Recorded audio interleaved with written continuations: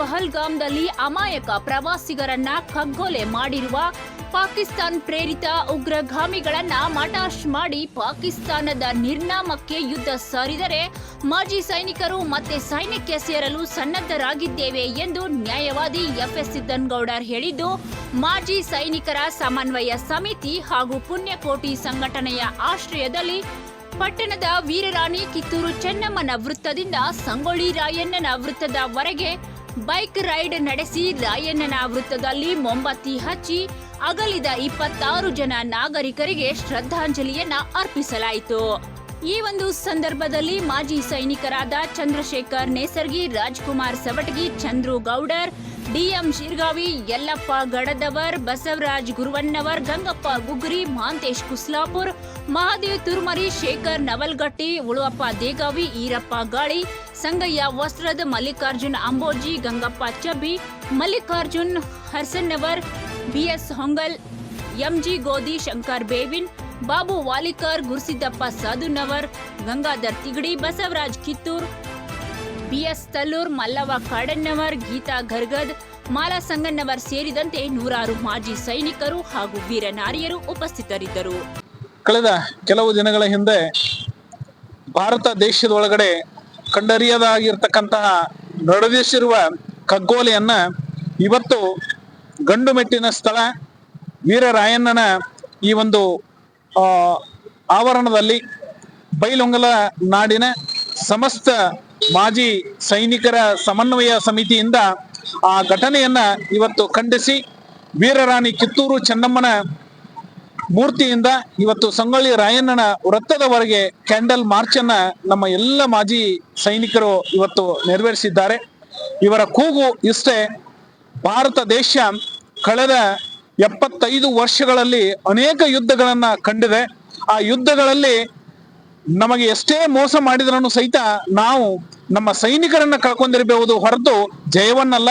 ಜಯವನ್ನ ಯಾವಾಗಲೂ ಕೂಡ ಸದಾ ನಾವು ಹಾಸಿಲ್ ಮಾಡ್ತಾನೆ ಇದ್ದೇವೆ. ಇವತ್ತಿನವರೆಗೂ ಕೂಡ ಮಾಜಿ ಸೈನಿಕರಾಗಿರಬಹುದೇ ಹೊರತು ನಾವು ಯುದ್ಧದಿಂದ ಹಿಂದೆ ಸರಿಯುವಂತಹ ಜಯಮಾನೆ ನಮ್ದಲ್ಲ. ನಾವು ಕೂಡ ಇವತ್ತು ಕರೆದ್ರೆ ಯುದ್ಧಕ್ಕೆ ಸನ್ನದ್ಧ ಅನ್ನುವಂತಹ ನಿಟ್ಟಿನೊಳಗಡೆ ಇವತ್ತು ಬೈಲೊಂಗಲ ನಾಡಿನ ಸಮಸ್ತ ಸೈನಿಕರು ಇವತ್ತು ಮಾಜಿ ಸೈನಿಕರು ಸನ್ನದ್ಧರಾಗಿದ್ದಾರೆ. ಯಾಕಂದ್ರೆ ಭಾರತ ದೇಶ ಯಾವಾಗಲೂ ಕೂಡ ಶಾಂತಿಯನ್ನ ಬಯಸ್ತಕ್ಕಂಥದ್ದು.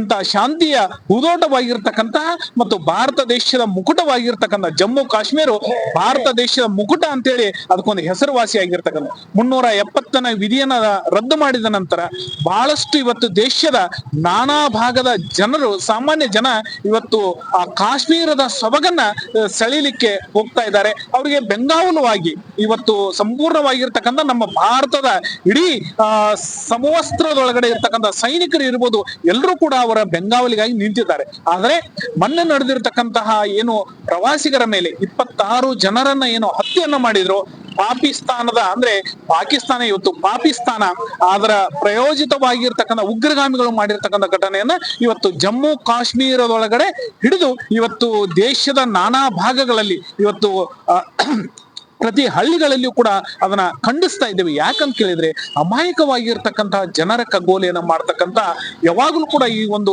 ಭ್ರಷ್ಟವಾಗಿರ್ತಕ್ಕಂಥ ಮತ್ತು ಕಗ್ಗೋಲೆಯನ್ನ ಮಾಡ್ತಕ್ಕಂಥ ವ್ಯವಸ್ಥೆ ಒಳಗಡೆ ಇರ್ತಕ್ಕಂಥ ಪಾಕಿಸ್ತಾನ ಅನೇಕ ಯುದ್ಧಗಳಿಂದ ಕೂಡ ಪಾಠವನ್ನ ಇನ್ನೂವರೆಗೂ ಕಲ್ತಿಲ್ಲ. ಈಗ ಮತ್ತೊಂದು ಯುದ್ಧಕ್ಕೆ ಸನ್ನದ್ಧವಾಗುವ ರೀತಿ ಒಳಗಡೆ ಮಾತನಾಡ್ತಾರೆ. ಇವತ್ತು ಬೇಜವಾಬ್ದಾರಿಯಾಗಿರ್ತಕ್ಕಂಥ ಅಲ್ಲಿ ಒಬ್ಬ ಪಾಕಿಸ್ತಾನದ ಸಚಿವ ಮಾತನಾಡಿದ್ದಾನೆ. ಏನಂತಂದ್ರೆ ನಮ್ಮಲ್ಲಿ 130 ಪರಮಾಣು ಬಾಂಬ್ಗಳಿದ್ದಾವೆ, ಅವೆಲ್ಲಗಳನ್ನು ಭಾರತದ ಮೇಲೆ ನಾವು ದಾಳಿ ಮಾಡ್ಲಿಕ್ಕೆ ಇಟ್ಟಿದ್ದೀವಿ ಅಂತಕ್ಕಂಥದ್ದು. ಮೂರ್ಖ ಸಚಿವ 134 ಕೋಟಿಯನ್ನ ಹೊಂದಿರತಕ್ಕಂಥ ಭಾರತೀಯರು ಎಲ್ಲರೂ ಕೂಡಿ ದೆಹಲಿ ಕಡೆ ಮಖ ಮಾಡಿದ್ರೆ ದೇಹದ ಒಳಗಡೆ ಇರ್ತಕ್ಕಂಥ ಗಾಳಿಯನ್ನ ನಿಮ್ಮ ದೇಶಕ್ಕೆ ಬಿಟ್ರೆ ನಿಮ್ಮ ದೇಶವೇ ಹಾರಿ ಹೋಗುತ್ತೆ ಅಂತಕ್ಕಂಥ ಮೂರ್ಖತನವು ನಿನಗೆ ಗೊತ್ತಿಲ್ಲ.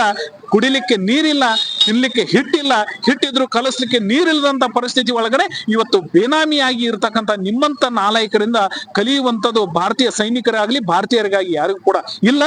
ನೀವು ಈ ಒಂದು ಕಗ್ಗೋಲೆಯ ಒಳಗಡೆ ಕ್ಷಮಾರ್ಪಣೆಯನ್ನ ಕೇಳುವುದರೊಂದಿಗೆ ಏನು ಪ್ರಾಯೋಜಿತವಾಗಿರ್ತಕ್ಕಂತಹ ಉಗ್ರಗಾಮಿಗಳಿದ್ದಾರೋ ಅವರನ್ನ ಹೊರಗೆ ಹಾಕುವಂತ ಕೆಲಸವನ್ನ ನೀವು ಮಾಡದೆ ಹೋದ್ರೆ ಇವತ್ತು ಭಾರತೀಯ ಸೈನ್ಯ ಇಡೀ ಸಂಪೂರ್ಣವಾಗಿ ಸನ್ನದ್ಧವಾಗಿದೆ. ಅವತ್ತು ನೇವಿ ಇರ್ಬೋದು, ಏರ್ ವಿಂಗ್ ಇರ್ಬೋದು, BSF ಇರ್ಬೋದು, ಅದರ ಜೊತೆಯಾಗಿರ್ತಕ್ಕಂಥ CRPF ಇರ್ಬೋದು, ಎಲ್ಲ ಸೈನಿಕರು ಕೂಡ ಇವತ್ತು ಕೂಬಿಂಗ್ ಅನ್ನ ಜಮ್ಮು ಕಾಶ್ಮೀರದಲ್ಲಿ ನಡೆಸಿದ್ದಾರೆ. ಹೊಕ್ಕು ಮನೆ ಒಳಗಡೆ ಹೊಕ್ಕು ಇವತ್ತು ಆ ಉಗ್ರಗಾಮಿಗಳನ್ನ ಮಟ್ಟ ಹಾಕ್ಲಿಕ್ಕೆ ನಮ್ಮ ಸೈನ್ಯ ಸನ್ನದ್ಧ ಆಗಿದೆ ಅಂತಕ್ಕಂಥದ್ದು ಇಡೀ ಜಗತ್ತಿಗೆ ಇವತ್ತು ಗೊತ್ತಾಗಿರ್ತಕ್ಕಂಥದ್ದು. ನಮ್ಮ ಸೈನಿಕರ ಕೇವಲ 2 ದಿನದ ಕಾರ್ಯಾಚರಣೆಗೆ ಇವತ್ತು ಬೆಚ್ಚಿ ಬಿದ್ದಿರ್ತಕ್ಕಂಥ ಪಾಕಿಸ್ತಾನ, ನೀವು ಯಾವ ತನಿಖೆಗಾದ್ರೂ ಸಿದ್ಧ, ನಾನು ನಿಮಗೆಲ್ಲರಿಗೂ ಕೂಡ ಸಹಕಾರ ಕೊಡ್ತೇನೆ ಅಂತಕ್ಕಂಥ ಪಾಕಿಸ್ತಾನದ ಪ್ರಧಾನಮಂತ್ರಿ ಒಂದು ಕಡೆ ಹೇಳ್ತಾರೆ, ಸಚಿವರು ಇನ್ನೊಂದು ಕಡೆ ಹೇಳ್ತಾರೆ. ನಿಮ್ಮ ಈ ಆಕಳ ಮಗದ ಉಗ್ರ ವ್ಯಾಘ್ರವನ್ನ ಇಡೀ ಜಗತ್ತೇ ನೋಡ್ತಾ ಇದೆ. ಆಗೋಸ್ಕರವಾಗಿ ಇವತ್ತು ನಮ್ಮ ಭಾರತೀಯರು ಮತ್ತು ಅದರಲ್ಲಿಯೂ ಕೂಡ ಭಾರತದ ಅಂಬೆಯ ಸದಾ ತಮ್ಮ ಜೀವವನ್ನ ಮುಡುಪಾಗಿಟ್ಟಿರ್ತಕ್ಕಂಥ ಮತ್ತು ತಮ್ಮ ಜೀವದ ಅಂಗವನ್ನು ತೊರೆದು ಭಾರತಾಂಬೆಯ ರಕ್ಷಣೆಯನ್ನು ಮಾಡ್ತಕ್ಕಂಥ ರಕ್ಷಣೆಯ ಅಲ್ಲಿ ತೊಡಗಿರ್ತಕ್ಕಂಥ ಎಲ್ಲ ಮಾಜಿ ಸೈನಿಕರು ಇವತ್ತು ಬಹಳ ನೊಂದಿದ್ದಾರೆ. ಯಾಕಂತಂದ್ರೆ ಇವತ್ತು ನಾವು ರಕ್ಷಣೆ ಮಾಡ್ಲಿಕ್ಕೆ ಎಲ್ಲೋ ಒಂದ್ ಕಡೆ ನಮ್ಮ ಭಾರತೀಯರನ್ನ ಬಲಿ ಕೊಟ್ಟಿವಲ್ಪ ಅಂತಕ್ಕಂಥದ್ದು ನೋವು ಎಲ್ಲರನ್ನೂ ಕೂಡ ಕಾಡ್ತಾ ಇದೆ. ಆದ್ರೆ ನಮ್ಮ ಸೈನಿಕರು ಯಾವುದೇ ಕಾರಣಕ್ಕೂ ಕೂಡ ಎದೆಗುಂದಬಾರದು.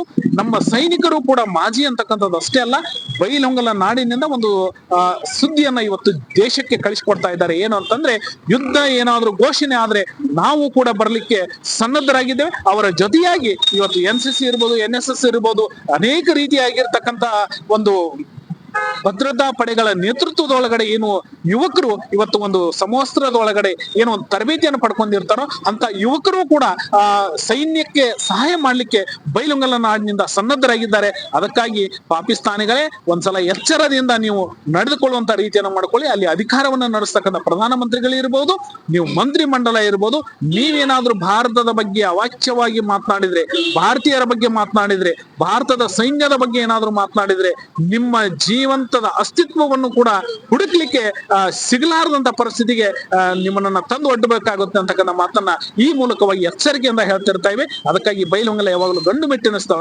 ಈ ಸ್ಥಳದಿಂದ ಇವತ್ತು ಎಲ್ಲ ಮಾಜಿ ಸೈನಿಕರು ಕೂಡಿ ಆ ಹುತಾತ್ಮರಾಗಿರ್ತಕ್ಕಂಥ 26 ಏನು ಜನ ಇದ್ದಾರೋ, ಇವತ್ತು ಭಾರತೀಯರು ಇದ್ದಾರೋ, ಅವರಿಗೆಲ್ಲರಿಗೂ ಕೂಡ ಆ ಕ್ಯಾಂಡಲ್ ಅನ್ನ ಹಚ್ಚುವುದರ ಮೂಲಕ ಅವರಿಗೆ ಶ್ರದ್ಧಾಂಜಲಿಯ ಸಭೆಯನ್ನ ಅರ್ಪಿಸ್ತಾ ಇದ್ದಾರೆ. ಸಮಸ್ತ ನಾಡಿನ ಪರವಾಗಿ ಎಲ್ಲ ಮಾಜಿ ಸೈನಿಕರಿಗೂ ಕೂಡ ಹೃತ್ಪೂರ್ವಕವಾಗಿರ್ತಕ್ಕಂಥ ಕೃತಜ್ಞತೆಗಳನ್ನ ಈ ಒಂದು ಸಂದರ್ಭದಲ್ಲಿ ಅರ್ಪಿಸಿ ಕ್ಯಾಂಡಲ್ ಮಾರ್ಚವನ್ನ ಹಚ್ಚುವಂತ ವ್ಯವಸ್ಥೆಗೆ ನಾವು ಸನ್ನದ್ಧ. ಮಾಜಿ ಸೈನಿಕರು ಅಷ್ಟೇ ಅಲ್ಲ, ಈ ಒಂದು ಬೈಲಹೊಂಗಲ ನಾಡಿನೊಳಗಡೆ ಗೋ ರಕ್ಷಕರಾಗಿ ಇರತಕ್ಕಂತಹ ಪುಣ್ಯಕೋಟಿ ಸಂಘಟನೆಯೂ ಕೂಡ ಏನಿದೆಯೋ, ಇವತ್ತು ಮಾಜಿ ಸೈನಿಕರ ಜೊತೆ ಕೈ ಜೋಡಿಸಿರ್ತಕ್ಕಂಥದ್ದು ಕೂಡ ಬಹಳಷ್ಟು ಶ್ಲಾಘನೀಯ. ಅವರು ಕೂಡ ಈ ಒಂದು ದೀಪಸ್ತಂಭವನ್ನ ಮಾಡ್ಲಿಕ್ಕೆ ಮತ್ತು ಶ್ರದ್ಧಾಂಜಲಿ ಸಭೆ ಒಳಗಡೆ ಭಾಗವಹಿಸಿದ್ದಾರೆ. ಅವರಿಗೂ ಕೂಡ ಬೈಲಹೊಂಗಲ ನಾಡಿನ ಸಮಸ್ತ ಜನತೆಯ ಪರವಾಗಿ ಹೃತ್ಪೂರ್ವಕವಾಗಿರ್ತಕ್ಕಂಥ ಕೃತಜ್ಞತೆಗಳನ್ನ ಸಲ್ಲಿಸುವುದರಿಗೆ ಮತ್ತೊಮ್ಮೆ ಮಡದಿರತಕ್ಕಂತ ಹುತಾತ್ಮರಾಗಿರ್ತಕ್ಕಂತಹ ಭಾರತೀಯ 26 ಜನ ನಾಗರಿಕರಿಗೆ, ಅವರ ಕುಟುಂಬಕ್ಕೆ ಸೃಷ್ಟಿಕರ್ತ ಪರಮಾತ್ಮ ಚಿರಶಾಂತಿಯನ್ನ ನೀಡಲಿ ಮತ್ತು ಅವರ ಕುಟುಂಬಕ್ಕೆ ಒಳ್ಳೆಯ ಸದ್ಬುದ್ಧಿಯನ್ನ ಕೊಡುವುದರ ಜೊತೆಗೆ ಅವರಿಗೆ ದುಃಖನ್ನ ಸಹಿಸಿಕೊಳ್ಳುವಂತಹ ಶಕ್ತಿಯನ್ನ ಕೊಡ್ಲಿ. ಈಗಾಗಲೇ ನಾನಾ ಭಾಗದಿಂದ ಕೂಡ ಅನೇಕ ಪರಿಹಾರ ಘೋಷಣೆ ಆಗ್ತಾ ಇದೆ. ಆದ್ರೆ ಭಾರತೀಯರೆಲ್ಲರೂ ಕೂಡ ಒಂದು, ನಾವೆಲ್ಲರೂ ಬಂಧುಗಳು, ನಾವೆಲ್ಲರೂ ಕೂಡ ಒಂದೇ ಅಂತಕ್ಕಂಥ ಘೋಷಣೆಯನ್ನ ಮೂಲಕ ಕಾಶ್ಮೀರನ್ನ ಮತ್ತೊಮ್ಮೆ ಶಾಂತಿಯುತವಾಗಿರ್ತಕ್ಕಂಥ ನಾಡನ್ನ ಮಾಡೋಣ ಅಂತಕ್ಕಂಥ ಈ ಸಂದರ್ಭದೊಳಗಡೆ ನಾನು ಆಶಿಸ್ತೇನೆ.